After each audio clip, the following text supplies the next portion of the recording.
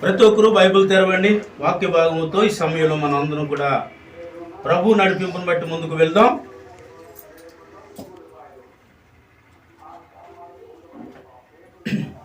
గడిచిన 2 వారాల నుండి కాదండి, మన నోట మాటల కొరకు, దేవుడు నోట నుంచి వచ్చిన మాటల కొరకు వివరిస్తున్నాం. ఏమండి, అంటే మన నోటి మాట ఎలాగుంటుంది, దేవుడి నోట నుంచి వచ్చే మాట ఎలా ఉంటుంది అన్న విషయాలకి మనం జ్ఞానం చేసుకుని ముందుకు వెళ్తూ ఉన్నాము.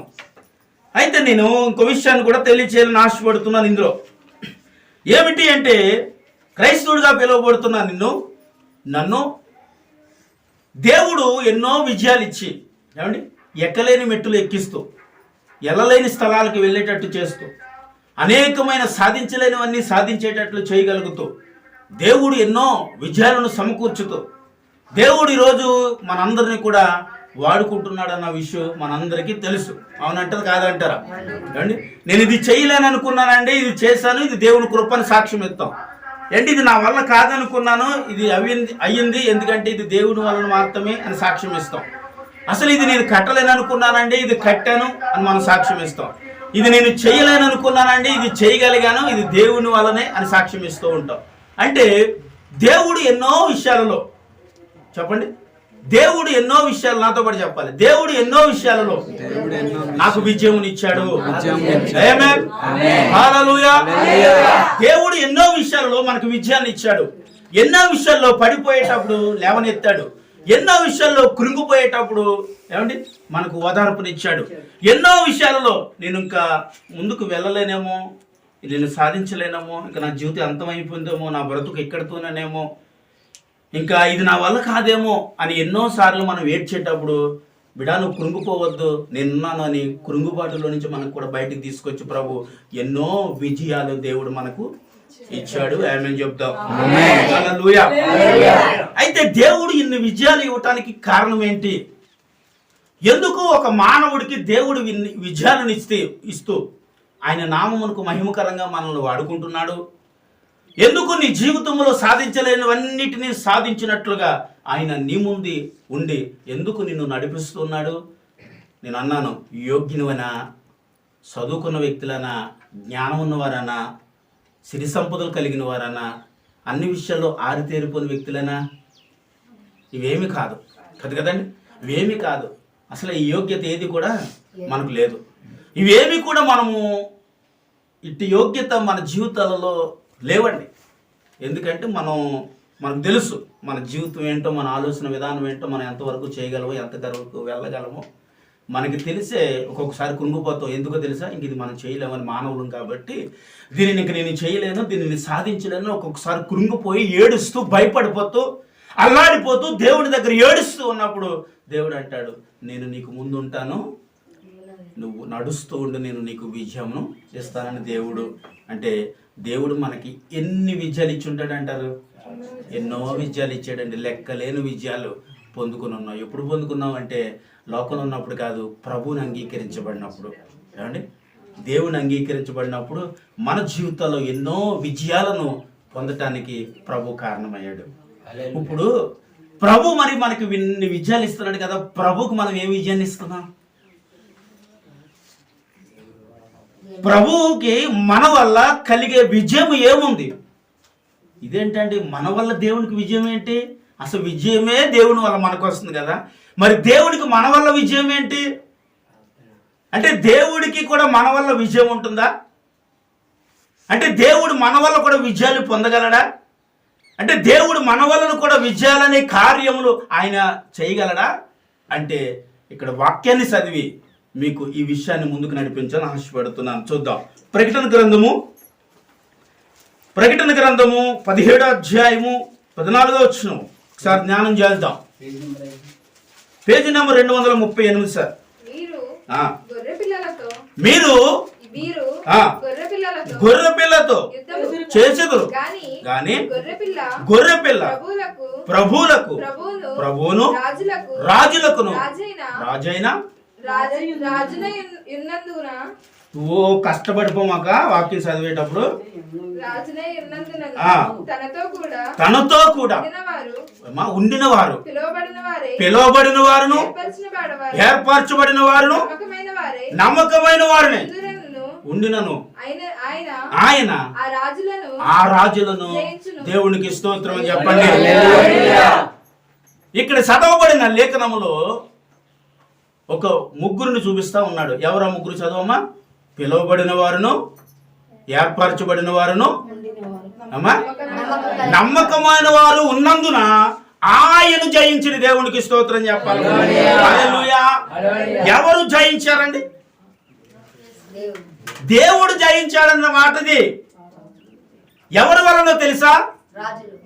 కాదురా తల్లి. పిలువబడిన వారిని బట్టి, నమ్మకమైన వారిని బట్టి, ఏర్పరచబడిన వారిని బట్టి దేవుడికి విజయము కలిగింది అంట. పిలువబడిన వారంటే ఎవరు? నమ్మకమైన వారంటే ఎవరు? ఏర్పరచబడిన వారంటే ఎవరు? నమ్మకం చూడకూడదు, చెప్పాలి అది నేనే. దేవుడికి స్తోత్రం. అది మీరే. ఏమండి? పిలువబడిన వారును, నమ్మకమైన వారును, ఏర్పరచబడిన వారు ఉన్నందున ఆయనకు ఏం కలిగిందంటే విజయము కలిగింది. ఆయన రాజులను జయించిన రాయబడి ఉంది అక్కడ. అంటే దేవుడికి ఎవరిని బట్టి ఇప్పుడు విజయం కలిగింది? ఏం చేసావని ఏమండి? పిలువబడిన వారిని బట్టి, నమ్మకమైన వారిని బట్టి, ఏర్పరచబడిన వారిని బట్టి యేసయ్యకు విజయము కలిగిందని రాయబడి ఉందండి ఇక్కడ. ఇప్పుడు పిలువబడిన వాడు నీవే, పిలువబడిన దానివి నీవే, ఏర్పరచబడిన వాడు నీవే, ఏర్పరచబడిన దానివి నీవే, నమ్మకమైన వాడు నీవే, నమ్మకమైన దానివి నీవే. కాబట్టి నిన్ను బట్టి ఎవరికి విజయం రావాలి? ఇప్పుడు దేవునికి విజయము రావాలి. అంటే నన్ను బట్టి దేవుడికి విజయం ఎలాగ వస్తుంది అంటే తెలుసున్న మాటే ఒక్క విషయం నేను చెబుతాను. ఇప్పుడు యోబు ఉన్నాడండి. యోబు మన అందరికీ తెలుసా? ఎంతమందికి తెలుసు యోబు? Very good. యోబు ఉన్నాడు కదా, చెప్పండి సార్. ఉన్నాడని చెప్పండి.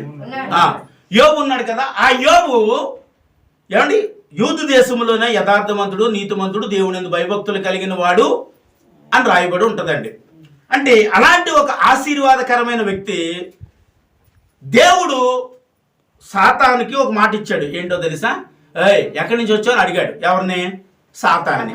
అడిగితే భూమి నుండి అటు ఇటు తిరుగుతూ వచ్చానని చెప్పింది. అది చెప్పిన తర్వాత దేవుడు అన్నాడు, భూమి మీద తిరిగేటప్పుడు నీకు కనిపించింది ఎవరు అంటే యోబు కనిపించాడు. ఎవరికి? సాతాను గాడికి యోబు కనిపించాడు. నా యోబు కొరకు నువ్వేం ఆలోచించావు? నా యోబు కొరకు నీకు తెలుసా అని అడిగితే నాకు అన్నీ తెలుసు అన్నాడు. ఎవరు?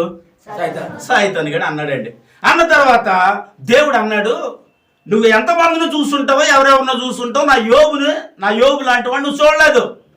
ఎందుకంటే ఇక్కడ రాయబడిన మాట యథార్థవంతుడు అంటే ఏర్పరచబడిన వాడును, నమ్మకమైన వాడును, పిలువబడిన వాడును. అందులో ఉన్న ఒక వ్యక్తి ఎవరయ్యా అంటే నేను అంటాను యోబు గారండి. అయితే దేవుడు సాతానుతో అన్నాడు, యోబుని కొరకు నీకేం తెలుసు? యోబు నేను ఏర్పరచబడిన వాడు, పిలువబడిన వాడు, నాకు నమ్మకమైన వాడు అని అన్నాడు. అన్న తర్వాత అది ఏం కాదు, అదంతా ఉత్తుదే అనింది. ఎవరు? సరే నా వంక చూడాలి, ఎవరేం మాట్లాడొద్దు, చెప్పాలి. ఏమనింది? అదంతా ఉత్తుదే. ఎందుకంటే యోబుకి అంత ఆశ్రయితో కాబట్టి నిన్ను స్తుతిస్తున్నాడు. యోబుకి అంత గొప్ప జ్ఞానాన్ని ఇచ్చావు కాబట్టి నిన్ను స్తుతిస్తున్నాడు. ఆ దేశంలోనే పేరు కీర్తులు కలిగిన వాడు కాబట్టి అందరూ ఆయన దగ్గరికి వచ్చి ఏ తీర్పు కావాల్సి వచ్చినా, ఏ పని కావాల్సి వచ్చినా యోబు దగ్గరికి వస్తాడు కాబట్టి ఆ ఘనత ఆయనకి ఇచ్చావు కాబట్టి దేవుడు గొప్పవాడని స్తుతిస్తున్నాడు అని అన్నది సాతాను. ఏమండి? అన్న తర్వాత దేవుడు అన్నాడు కదా, నా యోబు అలాంటి వాడు కాడు. ఒకవేళ నువ్వు నా యోబు సంగతి చూడాలనిపిస్తే వెళ్ళి చూడు. నా యోబుని నువ్వేమి చెక్కు చెదరకుండా నువ్వు ఏమి చేయలేవు అని అన్నాడు. అన్న తర్వాత ఇది అంటుంది కదా, అదేం కాదు, యోబు అంతా అవుతుందే, నేను యోబు నోటితో నిన్నే తిట్టించగలను అని సాతానుడు ఎవరితో అన్నాడండి? దేవుడితో సవాల్ చేస్తూ ఉన్నాడు. అయితే ఇక్కడ దేవుడు ఏం చేశాడంటే, సరే ఎల్లు యోబు సంగతి తెలుసుకుని రా అని అంటే ఇక్కడ ఒక మాట అంటాడు సాతానుడు. ఏమన్నాడు తెలుసా? యోబుకి కలిగిన అంతటి చుట్టూ నువ్వేవేసావు? దేవునికి స్తోత్రం. హల్లెలూయా. నువ్వు కంచె వేసుకున్నావు కాబట్టి ఆ కుటుంబాన్ని నేను ముట్టలేను. కాబట్టి ఆ కంచెని తీర్చుడు, నా ప్రభావం ఏంటో నేను చూపిస్తాను, యోబుకి ఉన్న నీ మీద ఉన్న విశ్వాసం ఏంటో చూపిస్తాను అని దేవునితోనే సవాల్ చేశాడు. ఎవరు? అని అపవాదిగాడు. అయితే ఇది చేసిన సవాల్ను బట్టి ఇప్పుడు ఇప్పుడు పాపం భూమి మీద ఉన్న యోబుకి ఏం తెలియదు. ఎవరికి? యోబు గారికి ఇక్కడ పైన దేవునికి సాతానికి యుద్ధం జరుగుతుందన్న విషయము యోబు గారికి తెలియదు. తెలియకుండా తను పందం చేసుకుంటూ వెళ్ళిపోతా ఉన్నాడు. అయితే దేవుడు యోబు పట్ల ఉన్న నమ్మకమును, పిలువబడిన వారును, ఇంకొకటి ఎవరండి, ఏర్పరచబడిన గ్రూపులో ఉన్నాడు కాబట్టి యోబుకి ఏం చేశాడంటే వేయబడిన కంచెని దేవుడు తీసేశాడు. దేవుడు ఎప్పుడైతే కంచెని తీసేశాడో, కంచెని తీసేవాడిన తర్వాత సాతానుడు యోబు కుటుంబంలో ప్రవేశించి తానుకున్న సర్వసాన్ని సమస్తాన్ని ఏం చేశాడు? తుడిసివేశాడు. దేవునికి స్తోత్రం, హల్లెలూయా. ఏమండి, అన్నిటినీ తుడిసేసిన తర్వాత యోబు అన్నిటినీ కోల్పోయాడు. ఆ విషయం మనకు తెలుసు. ఏం కోల్పోయాడు, ఏమేమి కోల్పోయాడు, ఆస్తులు కోల్పోయాడు, పిల్లలు కోల్పోయాడు, అన్ని కోల్పోయాడు, ఆరోగ్యం కోల్పోయాడు, అన్ని మన అందరికీ తెలుసు, విన్న వాక్యమే. కానీ ఈ పూట దీనిని ఎందుకు మరొకసారి మీకు వివరిస్తున్నానంటే, ఇక్కడ దేవుడికి విజయానికి రావడానికి కారకమైన మొదటి వ్యక్తిలో ఉన్నవాడు ఇక్కడ యోబుని మీకు చూపిస్తా ఉన్నాను ఇప్పుడు. అయితే ఇక్కడ విజయం పొందడానికి కారణం ఏంటయ్యా? ఇప్పుడు యోబుకి అన్ని కోల్పోయిన తర్వాత భార్య ఉంది, నీ నోటితోటి దూషించి చచ్చిపోమని అనటానికి కారణం ఏంటంటే, యోబు భార్యనే సాతానుడు వాడుకున్నాడు. ఎవరు వాడుకున్నాండి? యోబు భార్య అనే సాతాను వాడుకుని వచ్చి, ఇంకా ఆరోగ్యం ఉందా, నీ దగ్గర ఏముందని ఇంకా నువ్వు దేవుని స్తుతిస్తున్నావు, ఎందుకు నువ్వు దేవుని స్తుతిస్తున్నావు, నువ్వు దేవుని దూషించి మరణము కమ్ము అనే ఒక మాట పలుకున్నట్లు అపవాది తన భార్యనే వాడుకున్నాడు. అయితే యోబు ఒక మాట అన్నాడు, ఇప్పుడు మేలుని అనుభవించిన నేను కీడు అనుభవించటకు తగిన. దేవునికి స్తోత్రం చెప్పండి, హల్లెలూయా. మేలు అనుభవించా, ఆయన ఇచ్చిన ఆస్తులు అనుభవించా, ఆయన ఇచ్చిన కీర్తిని అనుభవించా, ఆయన ఇచ్చిన సమస్తాన్ని నేను అనుభవించాను. కాబట్టి ఈరోజు ఈ వచ్చిన కీడుని కూడా అనుభవించడానికి నేను సరిపోనేటో, నేను తగిన వాడిని కానా? దేవుడు ఒకప్పుడు అట్టే ఐశ్వర్యమును కలుగు చేస్తున్నప్పుడు దేవుడు స్తుతించిన నేను ఈరోజు దేవుడు వాటన్నిటిని తీసివేసాడని దేవుడిని ఎలా నేను దూషించగలను? ఆ రోజు మేలు అనుభవించానే, ఆ రోజు ఆశీర్వాదం అనుభవించానే, ఆ రోజు అట్టి ఐశ్వర్యములను కలిగి ఉన్నప్పుడు వాటన్నిటిని అనుభవించడానికి యోగ్యునిగా ఉన్న నేను ఈరోజు వాటన్నిటిని కోల్పోయినంత మాత్రాన నా దేవుడిని నేను ఎలా దూషించగలను? నా దేవుడిని నేను ఎలాగ అవమానపరచగలను? ఎప్పుడైతే ఈ మాటలు పలికాడో, చెప్పండి, ఇక్కడ విజయం ఎవరికి వచ్చింది? ఇప్పుడు చేపలేసైకి వచ్చిందండి. దేవునికి స్తోత్రం. యోబుకి కాదురా తల్లి, ఇక్కడ నమ్మకం ఉంచిన దేవాది దేవుడికి వచ్చింది. నేను అంటాను, దేవుడు నిన్ను పిలిచాడు, ఏర్పరిచాడు, నమ్మకమైన వాడిగా నిన్ను కాపాడుకుంటూ దేవుడు తీసుకొస్తున్నాడు. అయితే కొన్ని విషయాలలో దేవునికి విజయము కూడా రాకపోవడానికి కారణం ఈరోజు నువ్వు నేనే అంటాను. నేను చెప్పాలి, నీవు నేనే. అన్నీ కోల్పోయిన యోబు, చాలా తప్పు చేశాను, దేవుడు గొప్పడు అనుకున్నాను, దేవుడు ఎంత కీడు చేస్తాడు అనుకోలేదు, అయ్యో నా జీవితంలో ఇంత తప్పు జరిగిపోయింది, దీని అంతటికీ కారణం దేవుడు చూస్తూ ఉండటం వల్లనే అని యోబు నోట నుంచి ఒక్క మాట వచ్చి ఉంటే అక్కడ యేసయ్య ఓడిపోయి ఉండేవాడు. ఏం చేసేవాడండి? నేను అంటాను, దేవుడు ఓడిపోయి ఉండేవాడు. ఎందుకంటే దేవుడికి అంత నమ్మకం ఎవరి మీద ఉందో తెలుసా? మీ మీద లేదేంటి? మీరు బాగా చెప్పారు. దేవునికి చూస్తారు, ఎక్కడ చూడండి, యోబు మీద ఉందంట, ఏళ్ళ మీద లేదు. ఎందుకని చూసారండి, వీళ్ళ మీద వీళ్ళకి నమ్మకాలు లేవండి, ఉంచాలి. ఇప్పుడు ఎవరిని బట్టి ఇక్కడ విజయం వచ్చింది? యోబుని బట్టి దేవుడికి విజయం వచ్చింది. స్తోత్రం చెప్పాలి. కూడా సార్ ఇప్పుడే కదా నన్ను పెట్టండి. ఇక్కడ ఎవరిని బట్టి విజయం వచ్చిందంటే దేవాది దేవుని బట్టి.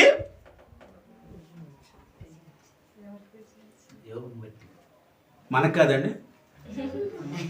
మరి మనం పుట్టినది అంటే నువ్వు దేవుణ్ణి అంగీకరించిన మొదలుకొని ఇప్పుడు వరకు యేసయ్యలో నీ జీవితంలో తిరిగి లేని జీవితాన్ని దేవుడు ఇచ్చి ప్రతి అవసరతను తీర్చి, ప్రతి అక్కను తీర్చి, నీకు ఎన్నో అవసరతలు తీర్చి, ఎన్నో విజయాలు సమకూర్చిన దేవుడికి ఒక్క విజయాన్ని నీ ద్వారా రావలేకపోతుందా? ఒక్క విజయము నీ వలన నా దేవుడు పొందలేకపోతున్నాడేమో. ఎందుకంటే దేవుడు నీ మీద నా మీద ఏముంచాడంట? ఏమా నమ్మకాన్ని ఉంచాడు, ఏర్పరచుకున్నాడు. ఇంకోటి ఏంటి? పిలిచాడు. అంటే పిలువబడిన వారి పట్ల దేవుడు ఏముంచాడంటే నమ్మకాన్ని ఉంచాడు. ఈరోజు గ్రహించండి, దేవుడు ఎవరిని పిలుచుంటాడు? ఒక్కరు కూడా చెప్పట్లేదు నన్ను పిలిచాడని. చెప్పాలి మీరు, ఇలా పెట్టుకుని చెప్పండి, నన్ను పిలిచాడు దేవుడు. హల్లెలూయా. దేవుడు ఎవరిని పిలిచాడంటే ఇక్కడున్న మనందరినీ దేవుడు పిలిచాడండి. అయితే దేవుడికి నీ మీద కూడా నమ్మకం ఉంది. ఏముంది? నమ్మకం ఉంది. అంటే దేవుడి పట్ల పిలువబడిన వాడును ఏర్పరచబడిన వారు నమ్మకమైన వారు ఉన్నందున ఆయన రాజులను జయించింది. దేవునికి స్తోత్రం. హల్లెలూయా. ఇప్పుడు నీ జీవితంలో ఏదో తెలియని శ్రమ వచ్చింది. ఎవరికి విజయం? ఇప్పుడు ఇక్కడ నీ జీవితంలో ఒక కష్టం వచ్చింది. ఎవరికి విజయం? నీ జీవితంలో ఒక పేదరికం వచ్చింది. ఎవరికి విజయం? నీ జీవితంలో ఒక అనారోగ్యం వచ్చింది. ఎవరికి విజయం? నీ జీవితంలో అనుకోని సమస్య వచ్చింది. ఎవరికి విజయం? అనేస్తున్నారంటే దేవుడికి దేవుడికి దేవుడికి. నిజమేనా? ఇక్కడ దేవుడిని కల్పిస్తున్నావా సాతానుని కల్పిస్తున్నావా? ఈరోజు మనం తెలుసుకోవాలండి. దేవుడిని గెలిపిస్తున్నావు అంటావమ్మా? చెప్పాలి. ఎలా గెలిపిస్తున్నావు? ఎలా ఉంచాం? అనారోగ్యం వచ్చింది. అయ్య బాబాయ్ ఏమైంది? నెల అంతా దేవుడు ఏం చేశాడు? ఇంటి దగ్గర కూర్చోబెట్టేసాడండి. ఉద్యోగం పోయిందండి, డ్యూటీ పోయిందండి, అది వచ్చిందండి, ఇది వచ్చిందండి. ఎందుకు వచ్చింది? ఇప్పుడు ఎవరికి విజయం వచ్చింది? ఇక్కడ దేవుడు కూర్చోబెట్టేశాడా? దేవుడు సమస్యలు పెట్టేశాడా? దేవుడు వ్యాధులు పాడేశాడా? పాడేశాడు అనుకుందామండి. ఇప్పుడు యోబు సమస్యలోకి వెళ్ళటానికి కారణం ఎవరంటే దేవుడే. ఇక్కడ ఎవరు? యోబుకి ఆ సమస్య రావటానికి కారణం దేవుడు. యోబుకి ఉన్నవన్నీ కోల్పోవటానికి కారణం ఎందుకంటే భూమి మీద ఉన్న యోబుకి ఇదేం తెలియదు కదండి. తెలుసా? వారు సభాపర్వతంలో మాట్లాడుకుంటున్నారు. ఆ మాట్లాడుకునే సమయం ఏంటో యోబుకు తెలియదు. ఎవరితో దేవుడు మాట్లాడాడో తెలియదు. దేవుడు అపవాదితో మాట్లాడాడు. ఎవరి కొరకు? నా కొరకు దేవుడు మాట్లాడాడు. ఇప్పుడు నేనేం చేయాలంటే నాకు ఏదో సమస్య వచ్చింది. ఇప్పుడు నేనేమంటానంటే బాబు ఈ సమస్యను జయించడం మన వల్ల అవుతలేదు, దేవుడు ఏంటి అత్తమా అని ఇలా చేస్తున్నాడు మనల్ని అన్న. ఇప్పుడు ఎవరికి విజయం కలిగింది ఇక్కడ? దేవుడికి స్తోత్రం. సైతానికి అడిగి విజయం కలిగింది. ఇప్పుడు వాడు ఏం చేస్తాడంటే వెరీ గుడ్, నేను ఏది అనిపించాలనుకుంటున్నానో దాన్ని అనిపించేశాను, నేను ఏది చేయాలనుకుంటున్నానో అది నేను చేయగలుగుతున్నాను అని ఇక్కడ విజయము సాతానికి రాగలుగుతుంది. కానీ పిలువబడిన వారును ఏర్పరచబడిన వారును నమ్మకమైన వారిగా చూడాలన్న దేవుడికి విజయము. మరి ఆయనకి విజయం రావాలంటే ఏం చేయాలంటారు? ఇప్పుడు దేవునికి విజయము రావాలి అంటే మనం ఏం చేయాలి? ఎవరిని ఎదుర్కోవాలండి? సైతాన్ని గాని ఎదుర్కొనే వచ్చిన సమస్యకు ఎదురుగా నిలబడి చెప్పండి, నీ చిత్తం లేనిది ఇదేమి కాదయ్యా అని ఒక్క మాట నీ నోట నుండి పలకగలిగితే ఆ విజయము నా యేసయ్యకి. హల్లెలూయా. ఎవరికి విజయం అండి? కుటుంబంలో భార్యాభర్తలు యథార్థంగా నమ్మకంగా ఒకరికొకరు విధేయులే లోబడి బ్రతికారనుకో, ఎవరికి విజయం ఇక్కడ? కుటుంబానికి విజయము. మేను భర్తగా పిలువబడిన యజమానికి. ఆడది సరైన మార్గంలో లేదనుకోండి, ఆడది మాట వినట్లేదు అనుకోండి, భార్య తన భర్తకు చెప్పినట్టుగా లోబడత లేదనుకోండి, ఆ కుటుంబంలో నెమ్మది, శాంతి, సమాధానం ఇవన్నీ ఎవరి దగ్గర ఉంటాయంటే యేసయ్య దగ్గర ఉంటాయండి. ఇవి లేని వాడు ఎవడున్నాడు అంటే అపవాదిగాడు ఉన్నాడు. వాడితో మనం స్నేహం చేస్తూ ఉంటాం, అంటే వాడిని గెలిపిస్తూ ఉంటాం. పిలువబడిన వారిను నమ్మకమైన వారిని యథార్థవంతులుగా చూడాలనుకున్న దేవుడు ఉన్నాడు చూశారు, ఆయనకి మాత్రం నీ వలన కలిగేది ఏంటంటే ప్రతి దినము అపవిజయం. ఇదేంటండి ఏదో వారానికి ఒకసారి నెలకోసారి అంటే బాగుంది, కానీ రోజు అపవిజయమే. ఒక్కరోజు కూడా దేవుని వల్ల ఇది నేను సంపాదించలేకపోయినాను, ఒక్కరోజైనా ఇది ఏంటంటే దేవుడు ఎలా చేశాడనో, ఒక్కరోజైనా అవి బాగాలేదండి మందిరానికి వెళ్ళాక అనో, అబ్బాయి బాగాలేదండి బాప్తిసం పొందకనో, ఏదో ఒక మాట ఒక రోజులో నువ్వు పలికితే అది ఎవరికి అపవిజయము? దేవుడికి. మన దేవునికి అపవిజయము, సాతానికి విజయము. నీ జీవితంలో విజయాలు పొందడానికి కారణమైన వాడు నీ వలన విజయం పొందలేకపోతున్నాడు. నువ్వు అనుకున్నది సాధించేటట్టు చేయగలిగిన దేవుడు నీ వలన ఒక్కటి సాధించలేకపోతున్నాడు. ఇక్కడ యోబు తన జీవితంలో జరిగిన దానిని బట్టి దేవునికి అద్భుతమైన విజయాన్ని యోబు ఇవ్వగలిగాడు. హల్లెలూయా. ఎవరికి విజయం వచ్చింది ఇక్కడ చెప్పండి? అద్భుతమైన విజయాన్ని సాధించడానికి కారణము దేవుడికి. యోబు ఒకే ఒక మాట ఏమన్నాడండి? కీడును అనుభవించాను, మేలును అనుభవించాను, కీడును కూడా అనుభవించుటకు. ఆ ఒకే ఒక మాట దేవుడు విజయానికి కారణమైంది. హల్లెలూయా. ఇంకొక వ్యక్తిని మీకు తెలియజేస్తాను. యేసోబు ఎంతమందికి తెలుసు? యేసోబు ఇప్పుడు దానికి దేవుడు ఒక దర్శనం ఇచ్చాడు. ఏంటంటే అన్నదమ్ములందరూ ఆయనకు సాష్టాంగపడినట్లు, నమస్కరించినట్లు, ఆయనకు లోబడినట్లు, విధేయులు అయినట్లుగా ఆయన ఒక దర్శనాన్ని చూశారు యోసేపు గారు. ఆ దర్శనాన్ని చూసిన తన జీవితంలో ఏం చేశారంటే తన అన్నదమ్ములే ఏం చేశాడు? ఈడికి మనం నమస్కరించడం ఏంటిరా, ఈడికి మనం వంగటం ఏంటిరా, ఈడికి మనం లోబట్టం ఏంటిరా, ఈడి పిల్ల కుంకుగాడి మొన్న పుట్టినోడు అని ఏం చేశారంటే అన్నదమ్ములు భయంకరమైన కుట్ర పన్ని అండి యోసేపుని కొట్టి ఒక గోతులో పాడేశారు. చీకటి పడిపోయింది. అడవులో రకరకాల జంతువులు తిరిగే సమయంలో ఉన్న ఒక వ్యక్తి ఏం చేయగలిగాడంటే తనను చంపకుండా ఒక ఐడియా ఇచ్చాడు. ఏంటంటే ఆ త్రోవగుంట పోయేవాడు ఒకరిని పిలిచి ఐగుప్తికి వెళ్తున్నారు. వాళ్ళు ఐగుప్తికి ఎందుకు వెళ్తారంటే బానిసలను తీసుకుని వెళ్తారండి. బానిసలను ఐగుప్తు తీసుకెళ్ళి అక్కడ పొత్తేపరు రాజుకి, అక్కడ కొంతమంది రాజులు ఉంటారు, వారికి ఆ వ్యక్తిని అమ్మాలి. అంటే వారి బలగాన్ని అందాన్ని చూసి వారు కొనుక్కొని వారిని తీసుకెళ్ళి బానిసలుగా పనిచేస్తూ ఉంటారు వారు. అయితే అలాంటి వ్యక్తికి తీసుకెళ్ళి ఎవరికి అమ్మేస్తాడు? ఇప్పుడు తీసుకెళ్ళి అమ్మేస్తాడు. అమ్మేసిన తర్వాత ఆయన కొనుక్కుని తీసుకెళ్ళి ఐగుప్తు దేశానికి అమ్మబడిపోయాడు. ఇప్పుడు ఎవరు అమ్మబడిపోయారు? యోసేపు అమ్మబడిపోయాడు. ఇప్పుడు యోసేపుకి కళ వచ్చింది. ఆ కళ ఎవరు ఇచ్చారంటే దేవాది దేవుడు ఇచ్చాడు. ఇప్పుడు యోసేపు ఏమి ఇచ్చావులేవయ్యా, కళ ఇచ్చావు, దర్శనం ఇచ్చావు, అన్నదమ్ములు జయిస్తానన్నావు, అదన్నావు ఇదన్నావు, ఏమీ లేదు. ఈరోజు తీసుకొచ్చి భయంకరమైన ఎక్కడ పాడేశారు? బానిసత్వంలో పాడేశారు. ఈ బానిసత్వం చేయలేకపోతా ఉన్నాను, ఇలా బ్రతుకుండే బదులు చచ్చిపోతే మేలయ్యా అని ఒక్క మాట యోసేపు నోటి నుండి పలుకుంటే అక్కడ నా దేవాది దేవుడికి విజయం వచ్చి ఉండేది కాదు. హల్లెలూయా. కానీ ఆ మాట తన నోట నుండి రాకుండా బానిసత్వములోనే బ్రతుకుతూ, ఆ బానిసత్వంలోనే జీవిస్తూ, దానికి శ్రమ వచ్చినా, నిందలు వచ్చినా, కష్టములు వచ్చినా, కొడుతున్నా, తిడుతున్నా, ప్రతి ఒక్కటి అనుభవిస్తూ నిలవబడిన యోసేపు జీవితంలో దేవుడు కార్యం చేశాడు. బయటికి తీసుకొచ్చాడండి. బయటికి తీసుకొచ్చి ఆ రాజును మించిన రాజుగా చేశాడు. దేవుని స్తోత్రం చెప్పండి. అయితే రాజును మించి రాజుని చేసిన తర్వాత కూడా తనకు అపవిజయం కలిగింది. ఎవరికే? యోసేపుకి. ఎవరిని బట్టి? నేను అంటాను సాతాను గారిని బట్టే. రక్షింపబడిన మనము యేసేలో నమ్మకంగా జీవించేటప్పుడు యేసే మనం దీవించాడు. యేసే మనం దీవించినప్పుడు ఆ దీవించబడే సమయంలో ఆయనకి ఇంకా నమ్మకంగా ఉంటే మనం ఏం చేస్తాం తెలిసే? దీవించబడతాం.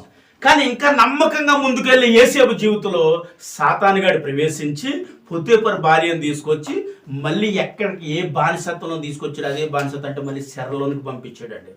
ఎవరిని? యోసేపు. యోసేపు ఇప్పుడు మనమైతే ఏమంటండి? దేవుడు దీవించాడు అనుకున్నానండి, దేవుడు ఇచ్చాడు అనుకున్నానండి. చెప్పాలండి, ఏమనిపిస్తాం మనకి? ఎప్పుడో మన నోటి నుంచి వచ్చిన మాటలు అనిపిస్తూ ఉంటాయండి. దేవుడు నాకు ఇచ్చాడు అనుకున్నానండి, దేవుడే ఇచ్చాడు అనుకున్నానండి. కానీ ఇది ఎవరిచ్చాడు? ఈ బాధల కారణం అన్నిటికి దేవుడే నాకు ఇవన్నీ చేస్తానండి, తగిన శాస్త్రి చేస్తున్నాడు అండి. ఏమా అంత త్వరగా మనం ఎలాగ దేవుని అనగలుగురా? అంత త్వరగా వెంటనే దేవుణ్ణి ఎలాగ మనం దూషించగలమమ్మా?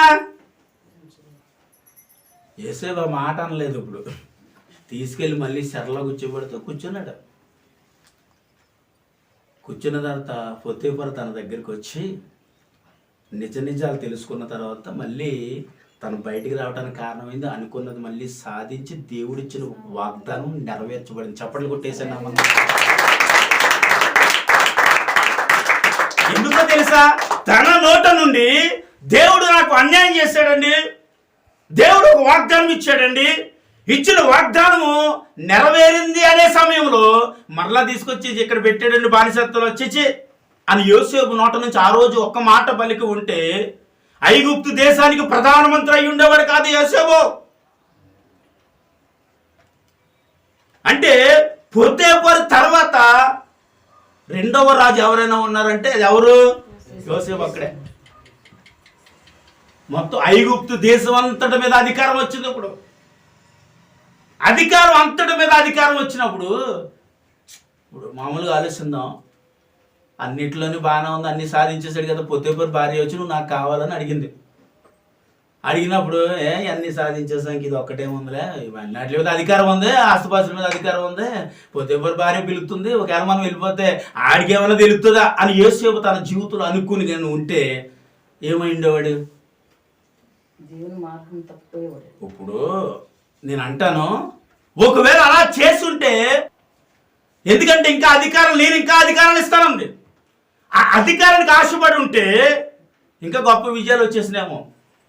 విజయాలు కాదులే అవి, అనుకున్న వాళ్ళు ఇంకా ఎక్కువ ఇంకా సాధించడానికి కారణం అయితే ఇంకా ఆస్తుపాస్తులు సంపాదించగానే అన్ని రకాలకి ఇంకా బాగుంటాడేమో ఒకవేళ. అయితే అది దేవుడికి విరుద్ధమైన పాపం కనుక, అది నా దేవుడికి వ్యతిరేకమైన పాపం కనుక అది నేను చేయను అని ఎప్పుడైతే తనను తిరస్కరించారో, ఎక్కడి నుంచి వచ్చా అక్కడికి వెళ్ళిపోతా ఉంది, పర్వాలేదు, నేను ఎక్కడి నుంచి వచ్చానో అక్కడికి వెళ్ళిపోయినా పర్వాలేదు, అదే బానిసత్వంలో బ్రతికినా పర్వాలేదు, అదే దరిద్రపు జీవితం జీవించినా పర్వాలేదు, ఒకవేళ అలాగే అదే నీ బ్రతుగా నా దేవుడు చెప్పినా పర్వాలేదు, అక్కడే బ్రతుకుతారు. ఛే, దీనికి నేను లోబడను, ఈ పాపానికి నేను లోబడను, ఈ శాపకరమైన వచనానికి నేను లోబడను అని యోసేపు తన జీవితంలో చేపట్టిన తీర్మానమే ఐగుప్తు దేశానికి ప్రధానమంత్రి. స్తోత్రం చెప్పండి. హల్లెలూయా. ఐగుప్తు దేశానికి ప్రధానమంత్రి కావడానికి కారణం తను చేసుకున్న ఒకే ఒక తీర్మానం. నీ జీవితంలో దేవుణ్ణి నమ్ముకున్న తర్వాత కొన్ని కలిసి వస్తూ ఉంటాయి. మనకి కలిసి వచ్చినప్పుడు ఏం చేస్తూ ఉండాలి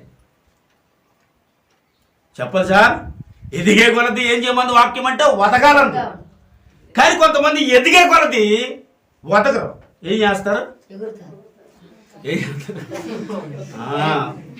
కాబట్టి అప్పుడు ఏం చేస్తాడంటే తన కింద ఉన్న పీట పక్క తప్పిస్తే దేవుడికి స్తోత్రం. కానీ మన దేవుడు అలాంటి కాదండి.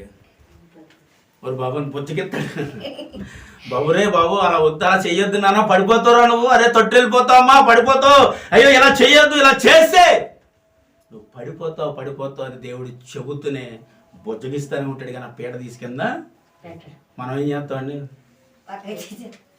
తెలియకుండా లాగేస్తాం. దేవుడికి స్తోత్రం. హల్లెలూయా. మనం వాళ్ళకి తెలియనివ్వండి, ఇలా కానీ ఏం చేయాలంటే అని అనుకునే తెలియకుండానే లాగేస్తే మన సంకలు గుర్తుకుంటూ దేవుడు అంటాడు, నీవెవరి పట్ల అయితే కోపాన్ని కలిగి నువ్వు చేస్తా ఉన్నావో అటువైపు నా కోపాన్ని దేవుడు తిప్పంటే మన మీదకే తిప్పుతాడంట ఆ కోపాన్ని. అప్పుడు వారు ఒకసారి పడిపోతే మనం 3 సార్లు కదా, మనకి ఎన్నో సార్లు పడిపోతే అవకాశం ఉంటుంది.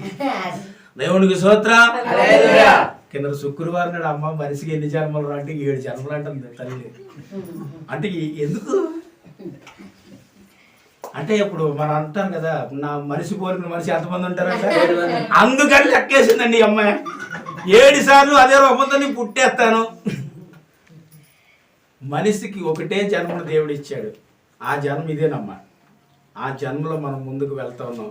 చచ్చిపోయిన తర్వాత మళ్ళీ కుక్క అవుతాం, పిల్లి అవుతాం, నక్క అవుతాం, ఎద్దు అవుతాం, పంది అవుతాం, ఇంకేం అవుతాం అంటారా? ఏమి కావండి, ఇవేమి కావు. ఇవి కూడా ఒకసారి చెప్పాను, మరొకసారి మీకు చెప్తానులే. అయితే మనిషి ద్వారా దేవుడికి ఏం కావాలంటే విజయము కావాలి. ఎవరిని బట్టి అంటే నన్ను బట్టి నా దేవుడికి విజయము రావాలి. ఇప్పుడు నిన్ను బట్టి దేవుడికి విజయము రావాలంటే నేను అంటాను, లోకంలో ఉన్నప్పుడు మనం కొన్ని తప్పులు, కొన్ని పొరపాట్లు, కొన్ని పాపాలు, కొన్ని శాపముల నుంచి విడిపించబడి దేవుని సన్నిధిలోనికి యేషోబు గారు వచ్చాం. ఎక్కడి నుంచి వచ్చాం? లోకములో నుండి, కొన్ని పాపాలలో నుండి, కొన్ని తప్పులలో నుండి, కొన్ని పొరపాటుల నుండి, కొన్ని శాపకరమైన పరిస్థితుల్లో నుండి, కొన్ని అపాయకరమైన పరిస్థితుల్లో నుండి యేసు ప్రభువును అంగీకరించి మార్పు చెంది, మారుమనసు పొంది, రక్షణ పొంది ఆయన సన్నిధిలోనికి వచ్చాం. మనం వచ్చిన తర్వాత దేవుడు నీకు ప్రతిరోజు విజయం ఇస్తూనే ఉన్నాడు. కానీ నీ మీద ఆయన ఒక ఆశ పెట్టుకున్నాడు. ఏం పెట్టుకున్నాడండి?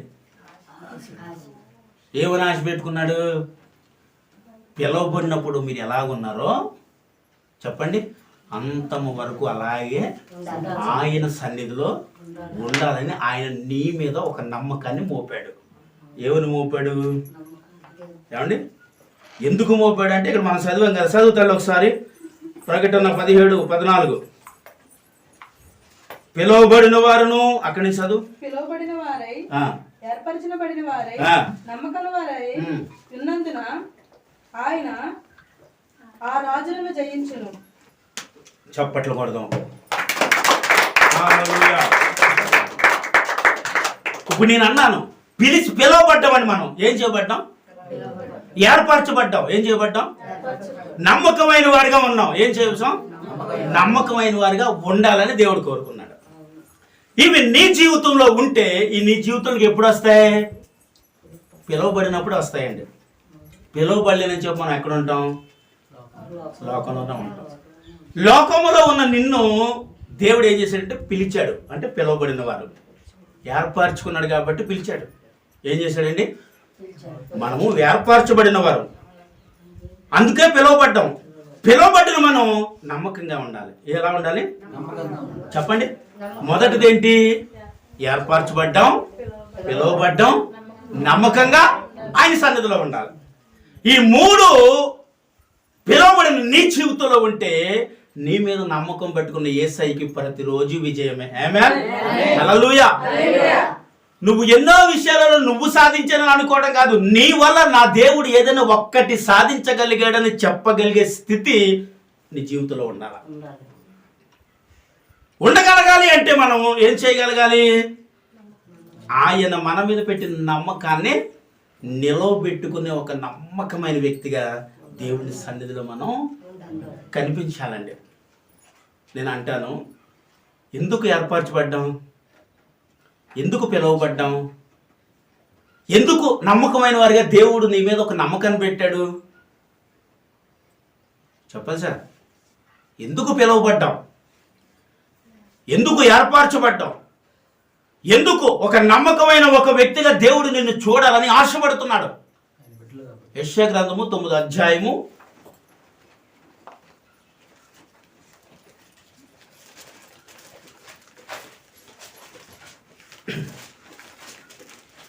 6వ వచనం.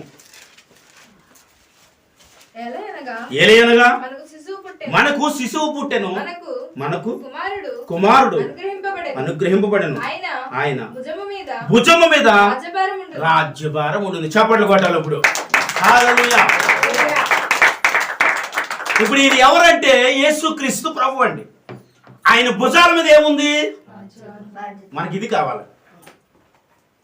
మనకి శిశువు పుట్టాడు, ఆయన యేసుక్రీస్తు ప్రభు అండి. కానీ పుట్టబడిన తాను మీద ఏముందంటే రాజ్యభారం ఉంది. చెప్పాలి, రాజ్యభారం ఉంది. అంటే నిన్ను నన్ను రక్షించే భారం యేసయ్యకు. ఎందుకు రక్షించాలి? మనం పాపంలో పడిపోయాం కాబట్టి మనం రక్షించడానికి ఒక వ్యక్తి కావాలి కాబట్టి ఆ వ్యక్తి నరుడు యేసుక్రీస్తు ప్రభు. హల్లెలూయా. ఆ రక్షించడానికి వచ్చిన వాడే యేసుక్రీస్తు ప్రభు. అయితే ఆయన భుజాల మీద దేన్ని పట్టుకుని వచ్చాడంటే రాజ్య భారమును పట్టుకుని వచ్చాడు మన దగ్గరికి. అంటే నిన్ను రక్షించే భారం, నిన్ను కాపాడు భారం, పాపము నుంచి విడిపించు భారం, శాపము నుంచి తప్పించు భారం, నీ భయంకరమైన శాపం అనే కాడి మోస్తున్నా. ఏ కాడినైతే నువ్వు మోస్తున్నావో ఆ కాడిని విరవటానికి రాజ్యం అనే భారాన్ని తన మీద వేసుకుని ఈ భూమి మీదకి యేసుక్రీస్తు ప్రభు వచ్చాడు. హల్లెలూయా. అయితే అందుకనే మనం ఎందుకు పిలువబడ్డామో, ఎందుకు ఏర్పరచబడ్డామో, ఎందుకు నమ్మకమైన వారిగా దేవుని సన్నిధిలో ఉన్నామో వింటున్నాము. అయితే ఇక్కడ దేవుడు దేనిని తీసుకుని వచ్చాడు? ఇప్పుడు రాజ్యభారమును మోసుకుని వచ్చాడు. ఏమిటి నేను అన్నాను కదా, రాజ్యభారం అంటే మన అందరి పట్ల ఉన్న ఒక బాధ్యతను ఆయన భారముగా వేసుకుని ఈ భూమి మీదకి వచ్చాడు. అండి ఇప్పుడు సదోమ గొమొర్రా పట్టణం ఏమైందంట చెప్పాలి, పాడైపోయింది. భయంకరమైన ఉగ్రత ఆ పట్టణానికి వచ్చింది. ఎందుకంటే అక్కడ జనులు పాపులుగా మారిపోయారు. అండి నోవాహు కాలంలో అక్కడ భయంకరమైన వర్షాలు రావటానికి కారణము, ఆ ప్రాంతం అంతా మునిగిపోవటానికి, ఆ జనులందరూ చచ్చిపోవటానికి కారణం ఏంటంటే జనులు అక్కడ పాపులుగా చెప్పాలి మారిపోయారు. ఇప్పుడు క్షమిస్తున్న మనిషి పాపం చేస్తూనే ఉన్నాడు, క్షమిస్తున్న మనిషి తప్పు చేస్తూనే ఉన్నాడు, క్షమిస్తున్న మనిషి తన జీవితాన్ని పాపంలోనే కొనసాగిస్తూ ఉన్నాడు. కాబట్టి ఆ రాజ్య భారము తన భుజాల మీద ఉంది. కాబట్టి ఈ భూమి మీదకి నగడు యేసుక్రీస్తు ప్రభువు మనిషిగా వచ్చాడు. హల్లెలూయా. అయితే ఈ భారాన్ని తీసుకొచ్చి ఏం చేయాలని దేవుడు అనుకుంటున్నాడు. ఈ భారాన్ని ఎవరి మీద మోపాలని దేవుడు ఆశపడ్డాడు. ఈ భారాన్ని ఎవరికి అప్పగించాలని దాన్ని మోసి ఈ భూమి మీదకి వచ్చాడు. ఏమండి ఎవరికి అప్పగించాలి? మరి అప్పగించాలంటే మనం ఎలా ఉండాలంటే ఇప్పుడు మూడు ఉన్నాయి ఇక్కడ, మూడు చెప్పాలి. ఏర్పరచబడిన వారు, పిలువబడిన వారు, నమ్మకమైన వారు. ఈ మూడు ఒక వ్యక్తిలో ఉంటే ఆ రాజ్య భారము ఆ వ్యక్తి మీద మోపబడుతుంది. హల్లెలూయా. ఈ మూడు ఒక వ్యక్తి మీద ఉండాలి, ఒక వ్యక్తిలో ఉండాలి. ఉంటేనే ఆ రాజ్య భారము నా వైపు చూస్తుందండి. మీరు బైబిల్ వంక చూడవద్దు, తెగ చదవద్దు. ఇంటికి వెళ్ళిన తర్వాత ఏం చేస్తారు? ఏమా ఇంటికి వెళ్ళిన తర్వాత చదువుతాగా, మందిరంలో ఉన్నది చెప్పు, వాక్యాన్ని చెబుతుందని చెప్పు, నా వైపు చూడాలా. అమ్మ బైబిల్ తీయండి అన్నప్పుడు మా అర్థం బైబిల్ వైపు మీరు కింద తలంచేసి బైబిల్ చదివేస్తా ఉంటే నేను చెప్పే వాక్యం నా వైపు చూస్తూ మీరు వాక్యాన్ని వినగలిగితే ఆ వాక్యం పట్ల శ్రద్ధగా మనం జీవించగలం. హల్లెలూయా. అయితే దేని భారాన్ని తీసుకొచ్చాడన్న దేవుడు రాజ్య భారమును మోసుకుని భూమి మీదకి వచ్చాడు. అయితే మనం కూడా కొన్ని భారాలు మోస్తున్నాం అండి. ఏం భారాలు ఇవి? కుటుంబ భారం, అప్పుల భారం, వ్యాధులు అనే భారం, తాగుడు అనే భారం, కైని అనే భారం, సినిమాలు అనే భారం, సీరియల్ అనే భారం, శ్రమలు అనే భారం, అప్పులు అనే భారం, ఇరుకులు అనే భారం, ఇబ్బందులు అనే భారం. అబ్బో మనిషి చాలా భారాల్లో ఉన్నాడు ఈరోజు. కానీ ఇన్ని భారాల్లోకి ఒక మనిషి వెళ్ళిపోవడానికి కారణం ఏంటి? దేవుడి భుజాల మీద ఉన్నది ఏంటయ్యా? రాజ్యభారం. ఒక మనిషి భుజాల మీద ఉన్నది ఏంటయ్యా అంటే లోకభారం.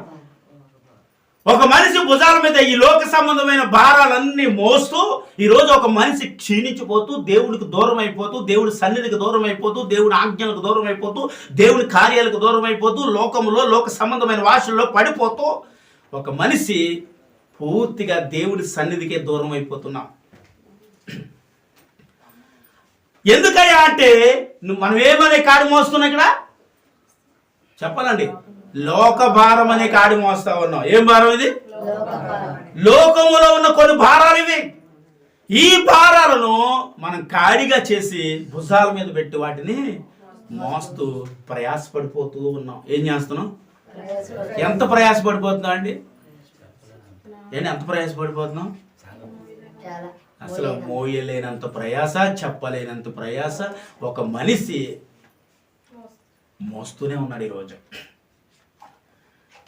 అయితే ఇంత భయంకరమైన ఈ భారాలు మోయటానికి కారణం ఏంటంటే కొంతమంది అంటారంటే కుటుంబం అండి, పిల్లలండి, భారాలండి, తప్పట్లేదండి, చేయాలి కదండి, ఉండాలి కదండి.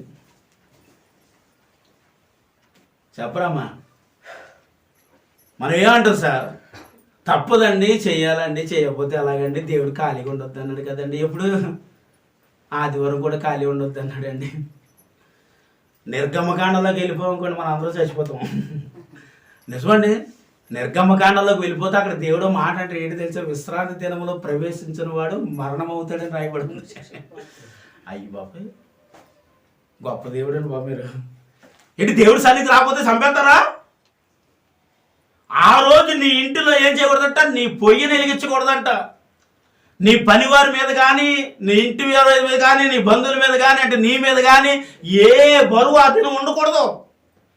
ఏ భారం నీ మీద ఉండకూడదు. ఏ బరువు మోయకుండా దేవుని ఆలోకి వెళ్ళాలి. వెళ్ళకపోతే చచ్చిపోతావు అన్నాడు ఇక్కడ. ఈరోజు అలాగ అన్నాడు అనుకోండి, ఏం చేస్తాం? ఏమయ్యా నువ్వు ఉద్యోగం తీయలేదు, రేపు చెన్నైకి వెళ్ళిపోతే సోమవారం పొద్దున చచ్చిపోతాను నేను అంటామండి. అంటామా? సోమవారం పొద్దున చచ్చిపోతామండి. మా దేవుడు చెప్పాడు మన దగ్గర రాకపోతే చచ్చిపోతామని. ఎందుకంటే మనిషి లోక సంబంధమైన కాడిని ఇక్కడ మోస్తూ ఉన్నాడు. దేవుడు ఏమన్నాడంటే ఇది విశ్రాంతి దినము కనుక నువ్వు ఏ భారాన్ని ఆ రోజు మోయొద్దు అన్నాడు.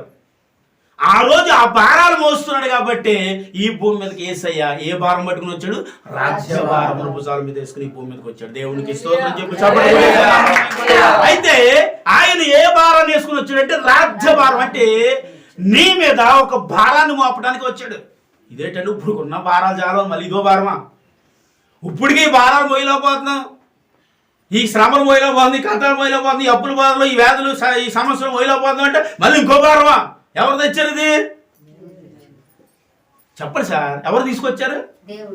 ఈ భారం ఎవరు తీసుకొచ్చారంటే యేసై తీసుకొచ్చాడు. యేసై తీసుకొచ్చిన భారం ఏంటంటే ఏం భారం ఇది? రాజ్య భారము. ఈ రాజ్య భారం అంటే ఏంటో చెబుతారు అండి. ఇప్పుడు ఇంకో మాట చూపిస్తాను చూడండి. మత్తయి సువార్త 11వ అధ్యాయం రాసాం. ఇంకో లాస్ట్ చదవమ్మా. నా కాడి ఎత్తుకొనిడి నా యొద్ద నేర్చుకొనిడి, అప్పుడు మీ ప్రాణమునకు దేవునికి స్తోత్రం. నా యొద్దకు రా, నా కాడి ఎత్తుకో, నీకేమొస్తుంది? ఇప్పుడు ఇప్పుడు ఏ కాడి తెంచాలి మనం? ఈ లోక సంబంధమైన ఈ లోకమనే భారనే ఈ భారమనే ఈ కాడిని తీసి ఈ దేవుడిచ్చిన ఈ రాజ్య భారం అనే కాడి ఇప్పుడు నువ్వెత్తుకోవాలి. దేవుడికి స్తోత్రం చెప్పాలి. హల్లెలూయా. ఏ కాడిని ఎత్తుకుంటే నీకు విశ్రాంతి ఉంది? ఇక్కడ ఇక్కడ ఇక్కడ ఇక్కడ రాయబడిన మాట ఏంటి? ఇప్పుడు నా కాడి ఎత్తుకొనిడి మీ ప్రాణమునకు విశ్రాంతి దొరుకుతుంది. హల్లెలూయా. ఇప్పుడు మనిషికి విశ్రాంతి లేకపోవడానికి కారణం, మనిషి సంతోషంగా జీవించబోవడానికి కారణం, మనిషి హ్యాపీగా బ్రతకలేకపోవటానికి కారణం, ఒక మనిషి ఇలాంటి పరిస్థితుల్లో ఉండటానికి కారణం ఏంటంటే లోక సంబంధమైన కాడి వీళ్ళ భుజాల మీద ఉంది. కాబట్టి దేవుడు అన్నాడు ఆ కాడిని తీసే. చెప్పండి, ఆ కాడిని తీసి ఏ కాడిని ఎత్తాలి? ఇప్పుడు నా కాడిని ఎత్తుకొనిడి నీ ప్రాణమునకు విశ్రాంతి దొరుకును. హల్లెలూయా. మన ప్రాణానికి ఏం దొరుకుతా ఉంది? విశ్రాంతి ఎప్పుడు దొరుకుతా ఉంది? ఏమండి, ఆయన కాడిని నీవు ఎత్తుకున్నప్పుడు, ఆయన కాడిను భుజాల మీద మోపబడినప్పుడు నీ ప్రాణములకు విశ్రాంతి దొరుకుతుంది. ఈ రోజు విశ్రాంతి లేని జీవితం, ఈ రోజు భయంకరమైన సమస్య, ఈ రోజు భయంకరమైన వేదన, ఈ రోజు భయంకరమైన వ్యాధితో, భయంకరమైన సమస్యలతో, ఏంటి డబ్బు లేకో సమస్యను, వ్యాధనో, బాధనో, కష్టమనో, ప్రతి మనిషి ప్రతి దినము వ్యాధితోనో ప్రతి సమస్య మోస్తూ మనిషికి ఒక్కసారి ఏమనిపిస్తుంది అంటే చిచి ఈ బ్రతికే బదులు చచ్చిపోతే మేలండి, చచ్చిపోతే బాగుంటుందేమోనండి, అసలు చచ్చిపోతే ఇన్ని సమస్య ఒక మనిషికి ఉండేవి కాదేమోనండి అని మనిషి ఒక్కొక్క నిర్ణయం తీసుకుని అలా మనం బ్రతికామనుకోండి, అది దేవునికి అవమానకరమైన జీవితం. హల్లెలూయా. అయితే దేవుడు ఇక్కడ ఏమన్నాడయ్యా అంటే చెప్పండి, నా కాడి ఎత్తుకో, నీకు ఎలా ఉంటుంది? ఇప్పుడు ఆయన కాడిలో నీకేముంది? విశ్రాంతి ఉంది. నువ్వు మోసే ఇన్ని కాడిలను తీసి ఒక్క కాడి ఎత్తుకో. ఏం కాడిది? రాజ్యభారం అనే కాడి. హల్లెలూయా. సువార్త అనే కాడి. హల్లెలూయా. యేసయ్య పని అనే కాడి. హల్లెలూయా. నమ్మకంగా బ్రతకడం అనే కాడి. హల్లెలూయా. దేవుని కొరకు బ్రతకడం అనే కాడి. హల్లెలూయా. అయితే ఏ కాడి నువ్వు మోస్తూ దేవునికి దూరం అయిపోతున్నావు, ఏ కాడి మోస్తూ అపవాదికి చేరువవుతున్నావు, ఏ కాడి మనం మోస్తూ దేవునికి విజయం రాకుండా ప్రతి దినము దేవుడికి అవమానకరమైన బ్రతుకు మనం బ్రతుకుతా ఉన్నాం. దేవుడు అనుకుంటా ఉన్నాడు, నిన్ను నన్ను చూసి నీ వలన నాకు విజయం కావాలి, ఎందుకంటే ఏర్పరిచాను, పిలిచాను, నమ్మకమైన వాడిగా ఉండాలని చూస్తా ఉన్నాను. ఈ మూడు ఒక మనిషిలో ఉంటే చెప్పండి, ఈ మూడు ఒక మనిషిలో ఉంటే ఎవరికి విజయం వచ్చింది? ఇక్కడ దేవాది దేవునికే విజయం కలిగింది. హల్లెలూయా.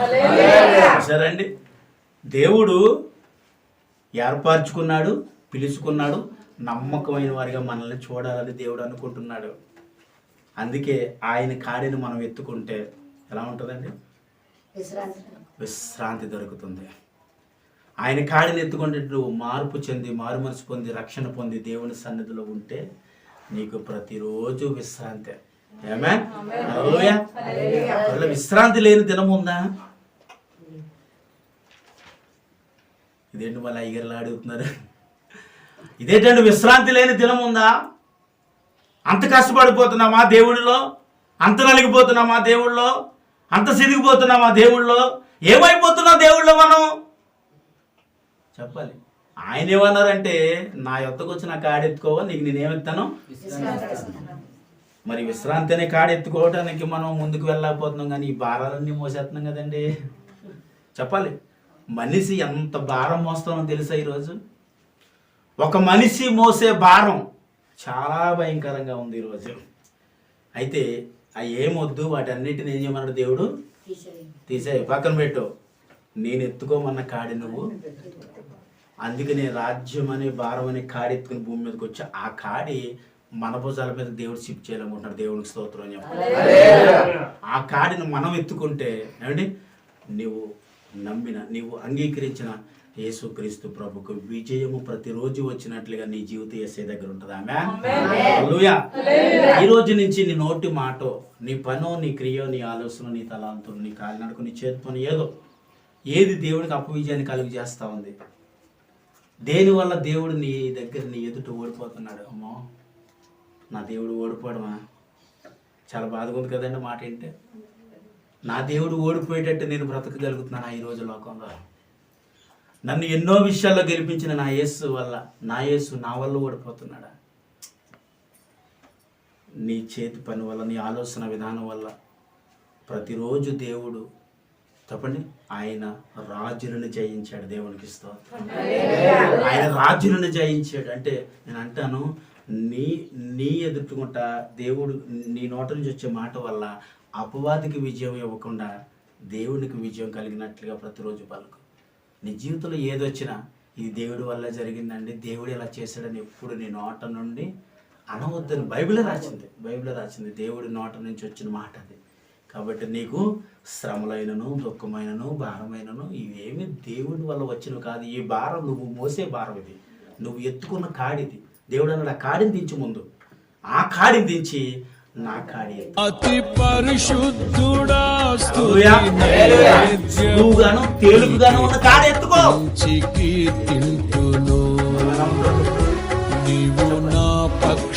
శ్రమలలో నుండి బయటకు వస్తావు, ఆ వ్యాధుల నుంచి బయటకు వస్తావు, కష్టాల నుంచి బయటకు వస్తావు, ఇరుకులలో ఇబ్బందుల నుంచి బయటకు వస్తావు. నడిపించగా జీవితును నీ కోసమే.